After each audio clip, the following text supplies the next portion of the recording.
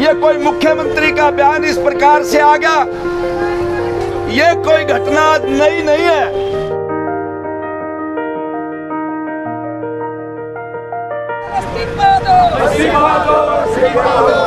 अब और बड़ी प्लान बना ले, सीधे स्कूल खोल दिए मार काट के किसानों से टकराएगा, जो बात का चलता से टकराएगा। अब और बड़ी प्लान बना ले, सीधे स्कूल खोल दिए मार काट के, कैसे पार पड़ेगी? घर बैठेंगे तो घर से निकाल के मारेंगे भाई। अब तो टाइम आ चुका है सड़क के ऊपर आने का। मजदूर को, किसान को, हमारे असंगठित भाई हैं और ये बहनें हैं, अपनी सुरक्षा के लिए, अपनी इज्जत के लिए, अपनी हिफाजत के लिए संघर्ष कर रही है। नौकरी की, पक्का होने की, प्रोग्रेस की तो बात दूर गई। खट्टर तेरी कब्र खुदेगी, आज नहीं तो कल खुदेगी। मोदी तेरी कब्र खुदेगी, आज नहीं तो कल खुदेगी। जो किसानों से टकराएगा, चूर चूर हो जाएगा। जो बात का चलता से टकराएगा, चूर चूर हो जाएगा। मोदी तेरी हिटलर शाही नहीं चलेगी, नहीं चलेगी, नहीं चलेगी। खट्टर तेरी हिटलर शाही नहीं चलेगी, नहीं चलेगी। हरियाणा के मुख्यमंत्री मनोहर लाल खट्टर के संवैधानिक बयान और किसान मजदूर विरोधी फैसलों के खिलाफ आज उसका पुतला दहन हिसार में किया जा रहा। कपड़े जला लो। नहीं चलेगा, नहीं चलेगा। नहीं चलेगी, नहीं चलेगी। की ओर से पूरे प्रदेश में आज के दिन ये डीसीओ के कार्यालय के सामने प्रदर्शन धरने किए जा रहे हैं और राज्यपाल को ये ज्ञापन भेज के हम मुख्यमंत्री जो हरियाणा सरकार जो लखीमपुर की घटना पर बोला है कि लठ और डंडे उठा लो और इनके ऊपर हमला करो, इनको यहाँ से खदेड़ो।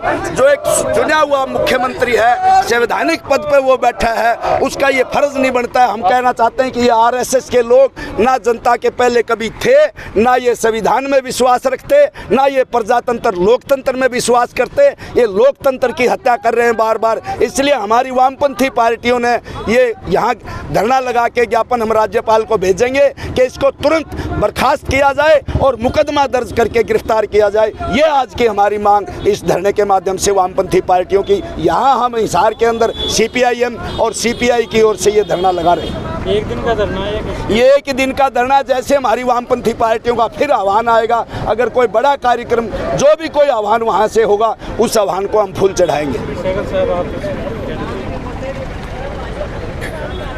बात तो कामरेड जी ने कह दी है कि आज का धरना पूरे हरियाणा में सभी जिला मुख्यालयों पे इसी बात को लेकर है। एक बात तो है कि हमारे तो हरियाणा के मुख्यमंत्री का जो कुभाषण उसने अपने कार्यकर्ताओं को संबोधित करते हुए साधारण जनता के साथ आंदोलन कर रहे किसानों के साथ लड़ाई झगड़ा करने का, मार पिटाई करने का आह्वान किया है। हम उसकी निंदा करते हैं। सबसे और गंभीर जो बात हुई है वो यूपी में हुई है, जहाँ 2-4 महीने में चुनाव होने वाले हैं। उस चुनाव के वातावरण में जो भाजपा का आरएसएस काडर प्रचार में धुंसा जा रहा है, मुख्यमंत्री वहाँ का और केंद्र का राज्य गृह मंत्री वहाँ प्रदर्शन करने, दंगल देखने जा रहे थे, दंगल करवा रहे थे। दंगल किसका हुआ? दंगल में जो विरोध कर रहे, अपना मांगों के समर्थन में काले झंडे लेके उस मंत्री का और उप मुख्यमंत्री का विरोध कर रहे थे, उनके ऊपर उस केंद्र के मंत्री के बेईमान युवा बदमाश लड़के ने गाड़ी चला के उनको जो रौंद दिया और रौंदने के कारण 4 तो मौके पर गए, बाकी 18-20 भी बताते हैं वो अस्पतालों में पड़े हैं।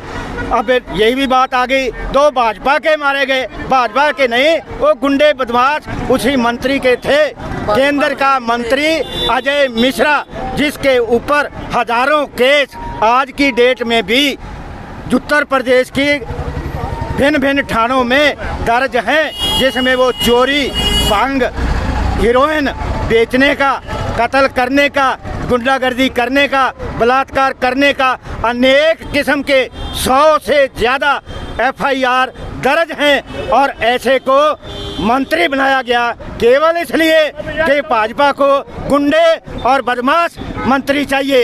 एक गुंडा और बदमाश केंद्र की सरकार में अनुराग ठाकर है, जिसने नेशनल जो कानून बनाया गया था नागरिकता का, उसके खिलाफ जब आंदोलन चला था शाहीन बाग दिल्ली में उसने कहा अपने गुंडों को, RSS को कि एक मैं जो विरोध करेगा उस पर गोली चलाएंगे। और गोली चली। दिल्ली में 53 आदमी, साधारण दुकानदार, कार्यकर्ता, वर्कर, 3 व्हीलर रिक्शा वाले 53 आदमी उस एक अनुराग केंद्र सरकार के मोदी की मंत्रिमंडल के वरिष्ठ साथी ने अनुराग ठाकर के कहने पे हुए और वो आज भी मंत्री है।